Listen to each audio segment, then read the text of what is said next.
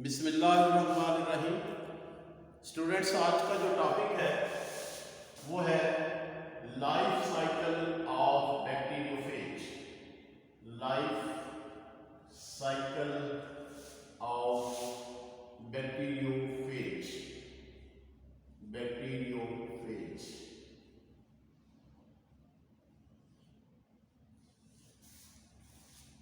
तो life cycle of bacteriophage, सबसे पहले कि बैक्टीरियोफेज क्या होता है। बैक्टीरियोफेज असल में एक वायरस है। नाम से ऐसे लगता है कि जैसे ये कोई बैक्टीरिया है, लेकिन ये दरअसल वायरस है। यानी अभी तक आपने ये तो सुना है कि there are viruses which infect plants, which infect human being and other organism, लेकिन आपको ये सुन के हैरानी होगी कि there are certain viruses which infect bacteria. यानी ऐसे वायरसेस जो बैक्टीरिया को इन्फेक्ट करते हैं, उनमें बीमारी में उनको तबाह कर देते हैं। बैक्टीरिया को तबाह करने वाले जो वायरसेस हैं उनको बैक्टीरियोफेज कहा जाता है। तो बैक्टीरियोफेज यानी किस तरीके से अपने होस्ट में एंटर होते हैं, होस्ट में क्या क्या इवेंट्स होते हैं, यानी इसका लाइफ साइकिल कैसे चलता है, ये अभी हम डिस्कस करेंगे। पर इससे पहले कि हम टॉपिक की तरफ चलें, it's very very important to understand the structure of bacteriophage. Bacteriophage का स्ट्रक्चर समझना इंतहाई जो ज़रूरी है। इसके बगैर आपको इसकी लाइफ साइकिल की समझ नहीं आएगी। मैं यहाँ पे छोटा सा स्ट्रक्चर बना, एक तो ये है कि जो बैक्टीरियोफेज होता है, या पहली तो बात ये कह रहे हैं कि जो कोई भी वायरस होता है, आपने पढ़ा है कि वायरस में दो ही कंपोनेंट्स होते हैं, प्रोटीन्स एंड न्यूक्लिक एसिड। यानी इसमें दो ही चीज़ों से इसका जो स्ट्रक्चर बनता है वायरस का, और वो होता है प्रोटीन और दूसरा न्यूक्लिक एसिड। न्यूक्लिक एसिड से मुराद है कि वो आरएनए भी हो सकता है, राइबोन्यूक्लिक एसिड भी हो सकता है, डीएनए भी हो सकता है, डीऑक्सी राइबोन्यूक्लिक एसिड भी हो सकता है। और इसी बेस पर हम समटाइम क्लासिफिकेशन भी करते हैं वायरसेस की, कि जिनमें आरएनए होता है न्यूक्लिक एसिड, उसको हम आरएनए वायरस कहते हैं, और जिसमें डीएनए होता है उसको हम डीएनए वायरस कहते हैं। तो ये जो वायरस है बैक्टीरियोफेज, इसका स्ट्रक्चर मैंने जैसे कहा कि इसको समझना बहुत ही आसान है, बहुत ही जो है वो ज़रूरी है। तो इसका सबसे पहले एक हेड है, और हेड जो है उसकी काफ़ी सारी साइड्स हैं। यानी जैसे कि आपने देखा होगा प्रिज्म की जो साइड्स होती हैं, इसकी साइड्स होती हैं, इसको आइकोसाहेड्रन कहते हैं। यानी आइकोसाहेड्रन, इसका मतलब होता है तकरीबन 20 के करीब इसकी साइड्स होती हैं। यानी इस तरह से इसकी 20 के करीब साइड्स होती है। ये तो 20 के करीब इसकी इस तरह से साइड्स होती है, साइड्स बनी होती है 20 के करीब, ठीक है, जैसे डायमंड होता है उसकी इर्द गिर्द साइड। और इसके हेड, ये इसका हेड है, और हेड के नीचे क्या है, इसकी टेल। ये इसकी टेल, इसकी ये टेल, और ये जिसकी जो टेल है, इसको समझना बहुत ही ज़रूरी है। ये ड्यूअल स्ट्रक्चर है, ये बिल्कुल ऐसी है जैसे मेरा बाजू के ऊपर क्या है, कपड़ा, ठीक है, और इसके नीचे क्या है, मेरा एक्चुअल बाजू है, यानी इसके ऊपर कपड़ा चढ़ा हुआ है। इसी तरह से ये जो इसका यानी प्रोटीन का एक कोर होता है, इसको क्या कहते हैं, प्रोटीन का कोर। यानी ये जैसे कहते हैं कि रॉड है, ये जैसे मेरा बाजू है तो ये एक रॉड है, और रॉड के इर्द गिर्द जो ये कपड़ा नुमा, इसको शीट है, शीट यानी ये लूज स्ट्रक्चर है, ये लूज स्ट्रक्चर है, ठीक है। और लूज स्ट्रक्चर का मतलब है जैसे ये बाजू के ऊपर जैसे मैंने कहा कपड़ा जो है ये लूज स्ट्रक्चर है, इसी तरह से ये लूज स्ट्रक्चर है, शीट। और उसके बाद इसके यानी ये जो टेल है, इसके छोटे छोटे इसके साथ फाइब्रल्स अटैच होते हैं, 6, 3 on one side and 3 on the other side. यानी 3 एक साइड पर और 3 ही दूसरी साइड, इस तरह। तो ये 3 इसके इसके एक साइड पे और 3 इसको हम टेल फाइब्रिल्स कहते हैं। ठीक है, ये टेल फाइब्रिल्स और ये जो इसका टेल का निचला वाला हिस्सा है, ये वाला ये इसको हम एंड प्लेट भी कहते हैं, एंड प्लेट। और ये जो इसका टेल का ऊपर वाला हिस्सा जो हेड के साथ अटैच है, इस तरह से ये हेड के साथ अटैच है, इसको हम कॉलर कहते हैं। ठीक है, अब ये जितने भी स्ट्रक्चर मैंने बनाए हैं, they are all proteins, they are all made up of protein के प्रोटीन से मिलकर बना। अब ये तो होगी सारी की सारी प्रोटीन। दूसरा कंपोनेंट जिसको मैंने अभी बात की है कि इसके 2 कंपोनेंट है। दूसरा कंपोनेंट है इसका न्यूक्लिक एसिड, इसमें डीएनए है और ये है डीएनए डबल स्ट्रैंडेड डीएनए। तो ये इसके हेड के अंदर इसका डीएनए। तो ये आपको अच्छे तरीके से समझ लें, क्योंकि जब हम बात करेंगे, अगर जितने अच्छे से इसका स्ट्रक्चर समझ आ जाएगा, आपको लाइफ साइकिल भी उतनी ही आसानी से समझ आएगा। अब ये देखिए कि ये जो कोर है ये ऐसे है जैसे पाइप है, यानी जैसे पाइप, ये हार्ड है।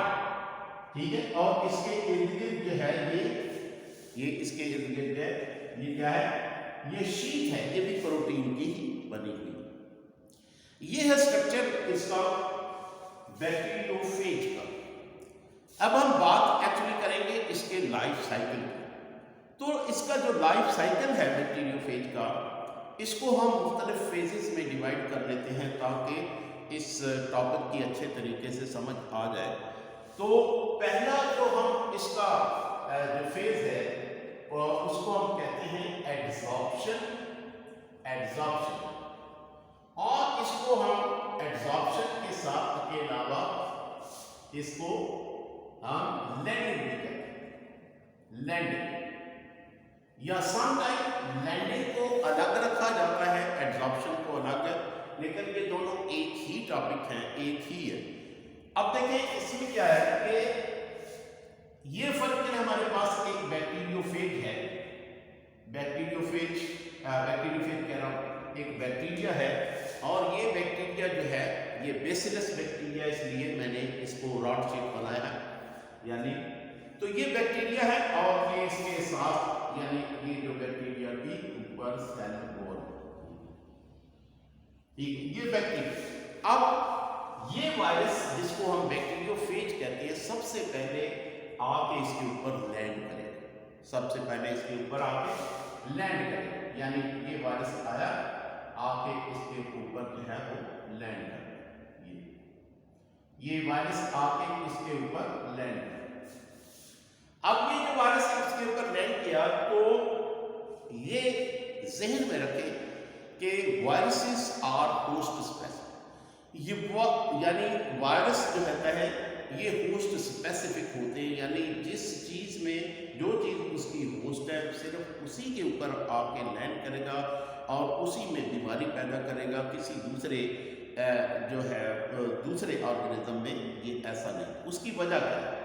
उसकी वजह ये है कि ये जो वायरस होता है इसकी जो यानी कि जो टेल है, ये टेल फाइब्रिल्स हैं, दे हैव ग्लाइकोप्रोटीन्स, यहाँ पे भी प्रोटीन्स, और ये प्रोटीन्स जो हैं they have affinity for some kind of structure which is called receptor, यानी ये सिर्फ उसी वायरस जो है उसी बैक्टीरिया के ऊपर या उसी ऑर्गेनिज्म के ऊपर लैंड करेगा जिसके ऊपर इसके रिसेप्टर साइट, और ये जो रिसेप्टर साइट्स हैं these are also made up of glycoproteins. तो ये जिस यानी ये कहने कि जिस ऑर्गेनिज्म के ऊपर ये रिसेप्टर होंगे फिर उसी के ऊपर वायरस आके लैंड करेगा और उसी में इंफेक्शन। तो चूंकि इसके ऊपर, इस बैक्टीरिया के ऊपर ये रिसेप्टर्स मौजूद हैं, तो जो इसका ये जो वायरस है ये उसके ऊपर आके लैंड करेगा और ये इन रिसेप्टर के साथ आके बॉन्ड बनाएगा, यानी इन रिसेप्टर्स के साथ ये बॉन्ड बना लेता है। ठीक है, बॉन्ड बनाने के बाद ये इसका डीएनए है, तो ये अमल कंप्लीट हो जाएगा, पहला स्टेप कंप्लीट हो जाएगा जिसको हम एड्सॉर्प्शन कहते हैं, यानी जो वायरस है अपने होस्ट के साथ जाके बॉन्ड बना लेगा कहाँ पे, रिसेप्टर साइट। अब उसके बाद क्या होगा, रिसेप्टर साइट में, यानी कि पहला स्टेप जो एब्जॉर्प्शन का कंप्लीट हुआ, दूसरा स्टेप जो होता है इसको हम कहते हैं पेनिट्रेशन। पेनिट्रेशन में क्या होगा, अब ये स्ट्रक्चर आपने जहन में रखना है ताकि आपको अच्छे तरीके से समझ आए। स्ट्रक्चर क्या है कि ये देखिए कि ये जो इसकी टेल है, इट हैज सम एंजाइम्स, यानी और ये एंजाइम्स कौन से हैं, लाइसोजाइम एंजाइम। ये लाइसोजाइम एंजाइम इसके कैप्सूल को डाइजेस्ट करेंगे, जो इसके कैप्सूल, मेम्ब्रेन, सेल वॉल, इसको डाइजेस्ट करेंगे, यानी इसको डाइजेस्ट कर देंगे। और डाइजेस्ट करने के बाद यानी इसमें यहाँ पे होल बन जाए, खड्डा बन जाए, जहाँ से इसकी मेम्ब्रेन, इसकी वॉल, इसका कैप्सूल डाइजेस्ट हुआ है, वहाँ पे एक खड्डा बना। अब ये क्या करेगा, ये थोड़ा अपने आप को सेट करके नीचे बैठेगा। नीचे कैसे बैठेगा, ये देखिए मैंने क्या कहा था कि ये जो इसकी शीट है ये बिल्कुल लूज है, जबकि इसके जो अंदर वाला हिस्सा जो कोर है वो काफी मजबूत है, स्ट्रॉन्ग है, वो भी प्रोटीन। अब फर्ज करें मेरा बाजू है और मैंने इसका बटन खोला हुआ, मैं इसको किसी चीज के अंदर घुसाता तो क्या होगा, कपड़ा ऊपर रह जाएगा और ये जो बाजू है वो अंदर चले जाएगा, ऐसे ही होगा। तो इसका ये जो कोर है अंदर, ये अंदर चला जाएगा और ये जो इसकी शीट और ये जो बाकी का सारा स्ट्रक्चर है वो बाहर ही रहेगा, ये कोर जो है वो अंदर आ गया। बिल्कुल ऐसे जैसे सिरिंज का जो सुई होती है वो यानी हमारी बॉडी के अंदर चली जाती है इंजेक्शन के टाइम, तो इस तरह। अब क्या करेगा, यानी ये जो वायरस है ये अपना डीएनए जो है उसको पुश करेगा, पुश करके इसको इसके अंदर लेगा, इस बैक्टीरिया के अंदर लेगा। ये जो यानी इस प्रोसेस को हम कहते हैं पेनिट्रेशन। पेनिट्रेशन के जरिए से इसका जो डीएनए है वो इसके हेड से होता हुआ कोर में, कोर से ये इस बैक्टीरिया में। अब इस बैक्टीरिया का अपना भी एक डीएनए है, यानी ये बैक्टीरिया का अपना डीएनए। अब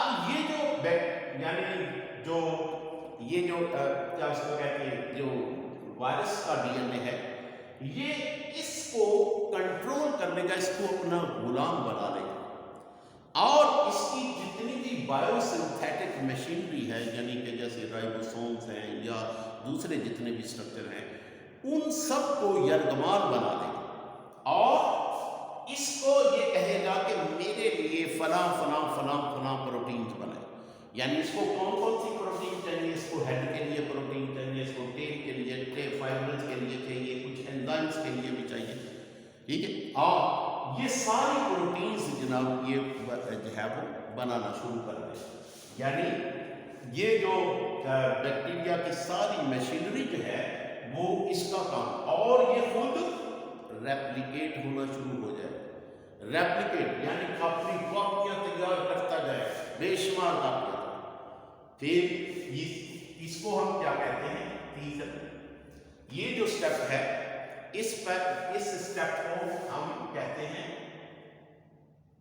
फॉर्मेशन या formation of bacteria, formation of virus components, virus components, ठीक है। वायरस कंपोनेंट, ये जो वायरस के कंपोनेंट्स हैं ये अब बनना स्टार्ट। वायरस के कंपोनेंट्स एक एक ऐसे बन रहे हैं जैसे फैक्ट्री में कारों के पुर्जे बनते हैं, किसी में टायर बन रहा है, किसी में बॉडी बन रही है, किसी में कोई जो है उसका डैशबोर्ड बना रहा है, कोई उसकी विंड स्क्रीन बना रहा है। तो जब ये बन जाते हैं, आपको पता है फैक्ट्री में, तो फिर क्या होता है, एंड में क्या होता है, असेंबली। फिर क्या होता है, असेंबली। असेंबली में क्या होता है कि यानी ये जो सारे जितने भी कंपोनेंट्स बनेंगे प्रोटीन के, कोई ये बन रहा है, हेड वाली बन रहा है, कोई ये टेल वाली बन रही है, कोई जो है ये शीट वाली बन रही है। तो ये सारे कंपोनेंट्स इनकी असेंबली यानी इनको जोड़ो। जब इनको जोड़ दिया जाएगा तो वायरस जो है वायरस का स्ट्रक्चर कंप्लीट होता है, वायरस का स्ट्रक्चर कंप्लीट, और इस तरह से बहुत सारे वायरस जो हैं वो बनते जाएंगे। ठीक है, बहुत सारे वायरस, इतने वायरस बन जाएंगे कि ये बैक्टीरिया भर जाएगा, इतना भर जाएगा कि आखिर में क्या होगा, इसकी लाइसिस हो जाएगी, यानी ये फट जाएगा। इसके अंदर इतने जो वायरसेस प्रोड्यूस हो जाएंगे कि ये बिल्कुल भर जाएगा और ये फट जाएगा। अब जब ये फट जाएगा, ठीक है, तो ये जितने भी वायरस हैं ये बाहर निकल आएंगे। जब बाहर वायरस निकल आएंगे तो क्या करेंगे, ये अपना अपना नया होस्ट तलाश करना शुरू कर देंगे, यानी नया बैक्टीरिया तलाश करना शुरू कर देंगे, जिसमें अपना साइकिल दोबारा से स्टार्ट करेंगे। ठीक है, अब होता क्या है कि हमेशा ऐसा नहीं होता, हमेशा ऐसा नहीं होता कि वायरस का डीएनए इसके अंदर घुसे और इसमें अपना तोड़ फोड़ शुरू कर दे, अपने वायरस जो है नया बनाने शुरू कर दे। ठीक है, बल्कि समटाइम क्या होता है, एक और साइकिल स्टार्ट होता है, यानी फर्क करें वो क्या है कि इसमें बैक्टीरिया में वायरस एंटर हुआ, एंटर होने के बाद क्या इसका डीएनए एंटर, ज़ाहिर बाकी सारी की सारी चीजें जो हैं वो बाहर ही रहेंगी। और लेकिन बहुत सारे ऐसे वायरसेस भी हैं, जैसे एनिमल वायरसेस हैं, जिनमें ये सारे का सारा वायरस जो है वो बैक्टीरिया वो जो है सेल के अंदर दाखिल हो जाता है। लेकिन इन प्रोकैरियोट्स में अक्सर ये होता है कि यानी बैक्टीरिया में कि वायरस का सिर्फ जो यानी डीएनए है वो सेल के अंदर एंटर होता है, बाकी सारी चीजें बाहर ही रह जाती है। तो अब ये जो एक तो साइकिल, ये साइकिल था जिसको मैंने अभी जिक्र किया, इस साइकिल को हम लिटिक साइकिल भी कहते हैं। लिटिक साइकिल यानी जिसमें वायरस जो है वो बैक्टीरिया के अंदर एंटर होता है, इसका डीएनए, और वो इसकी बायोसिंथेटिक मशीनरी को कंट्रोल कर लेता है और इससे अपनी सारी चीजें बनवाता है, और ये सारी चीजें असेंबल होकर नए वायरस बनते जाते हैं। इतने वायरस बनते हैं, इतने वायरस बनते हैं कि ये आखिर में इसकी लाइसिस हो जाती है और ये फट जाते हैं, इस साइकिल को लिटिक साइकिल। लेकिन जैसे मैंने कहा कि हमेशा ऐसा नहीं होता, समटाइम क्या होता है कि ये वायरस इसके अंदर एंटर हुआ, यानी वायरस एंटर होने से मुराद कि इसका डीएनए या इसका आरएनए एंटर हुआ, और यहाँ पे क्या है, यहाँ पे वायरस का अपना डीएनए है, ये वायरस का अपना डीएनए। तो ये जो वायरस का डीएनए है इस बैक्टीरिया के डीएनए के साथ जाके इनकॉर्पोरेट हो जाता है, यानी इस तरह से इसके साथ इनकॉर्पोरेट हो जाता है, जुड़ जाता है।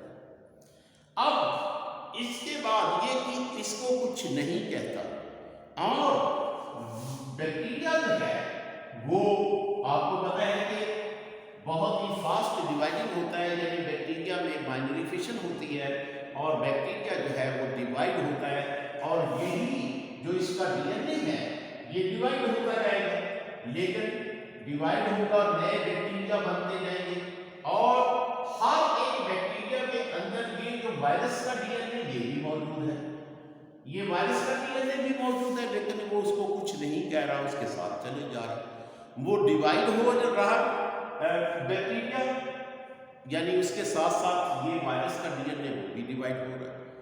लेकिन समटाइम क्या होता है, समटाइम क्या होता है कि ये जो वायरस का डीएनए इसके साथ अटैच है बैक्टीरिया के डीएनए, ये डिटैच हो जाता है, डिटैच हो जाता है, इससे अलग हो जाता है, और अलग होके फिर वही काम शुरू कर देता है जो यहाँ पे, यानी ये जो साइकिल था जिसमें ये आपस में यानी दोनों डीएनए इनकॉर्पोरेटेड हैं, this cycle is called lysogenic cycle. Lysogenic cycle, ये लाइसोजेनिक साइकिल, लाइसोजेनिक साइकिल। अब ये जो लाइसोजेनिक साइकिल है, जिस वक्त कभी जब कभी वायरस का डीएनए इससे डिटैच हो जाता है, इस प्रोसेस को हम कहते हैं इंडक्शन। ये बहुत इंपॉर्टेंट शॉर्ट क्वेश्चन है। इंडक्शन में क्या होता है कि ये जो वायरस बैक्टीरिया के वायरस के साथ अटैच था, ये डिटैच हो गया। डिटैच होने के बाद इसने क्या किया कि ये डिटैच हो गया, अब इसने लाइसोजेनिक के बजाय लिटिक साइकिल यानी इसी के ऊपर फिर से अपना कब्जा जमा लिया, इसको यह कमाल बना लिया, अपना गुलाम बना लिया और इसकी बायोसिंथेटिक मशीनरी पे कंट्रोल कर लिया और इसे अपनी प्रोटीन्स बनवाई और वही साइकिल स्टार्ट हो गया जो हमने यहाँ पे डिस्कस किया, जिसको हम लिटिक साइकिल है। सो ये लिटिक साइकिल है और ये जो है ये लाइसोजेनिक साइकिल है, जिसमें जो वायरस का डीएनए होता है वो बैक्टीरिया के डीएनए के साथ इनकॉर्पोरेट हो जाता है और डिवाइड नहीं होता, आराम से सुकून के साथ उसके साथ रहता है। और जैसे जैसे बैक्टीरिया डिवाइड होते हैं, हर एक डिवाइड होने वाले बैक्टीरिया के अंदर भी चला जाता है, फिर भी उसको कुछ, लेकिन पर चांस जब भी उसको मौका मिलता है ये बैक्टीरिया के डीएनए से अलग हो जाता है और वही तोड़ फोड़ शुरू कर देता है जो कि लिटिक साइकिल में होती है। तो ये था लाइफ साइकिल ऑफ बैक्टीरियोफेज।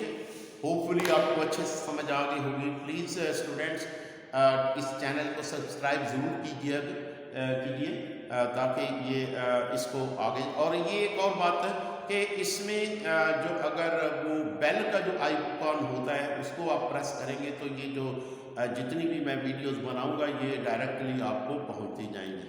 ठीक है, थैंक यू वेरी मच।